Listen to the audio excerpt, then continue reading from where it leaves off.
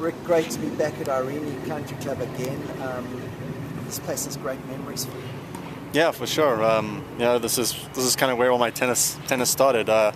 We came up to Irene when I was 5 years old, and tennis has been a part of the family. My dad was here and he played a little bit of tennis, and my mom was a member of the squash club, and just kind of picked it up from there. And I have a photo of me aged 5 with a wooden racket on one of the first courts, and just was a big part of it. And I went to Irene Primary School here, and we lived here, and it's been probably 20 years of my life here, and definitely have a lot of family, friends, and good memories here, and it's always good to come back.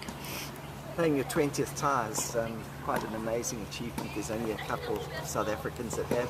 I mean, what's it like being part of that elite club? For sure. I've always enjoyed representing my country, and I feel like I've lifted my game when I have played for South Africa, played some of my better tennis, and it's not often you get to play at home in front of your family and friends and get to showcase kind of what you do the rest of the year. And then the biggest part of it is you play for a team, you play for the other guys, you play for the people out there of the country, and this being the 20th tie for me, kind of towards the end of my career, and definitely kept me going, wanting to get this. They only came out with this award a couple of years back, and obviously kind of unique and special to be part of that, the small club of players that have achieved that, and definitely be one of the things that I'll remember most.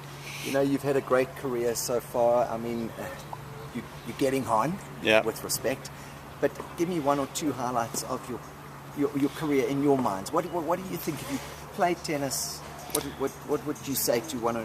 Well, I mean, probably most kids' dream, and that was mine too, growing up, is to play at Wimbledon.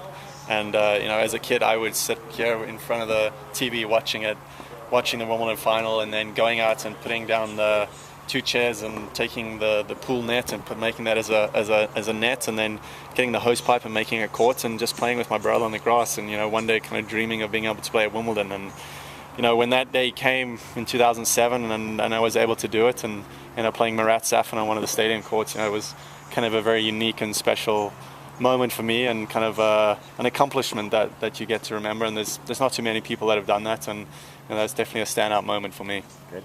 And your life has changed now that you've married and you've got a beautiful baby boy.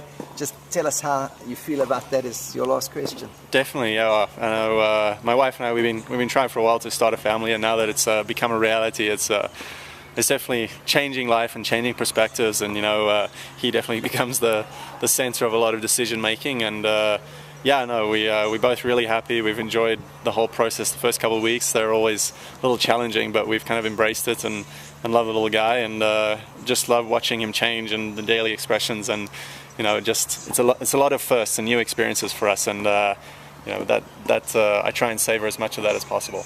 If a little kid came up to you and said, "I want to be a Rick de Voest one day," what would your line of suggestions be?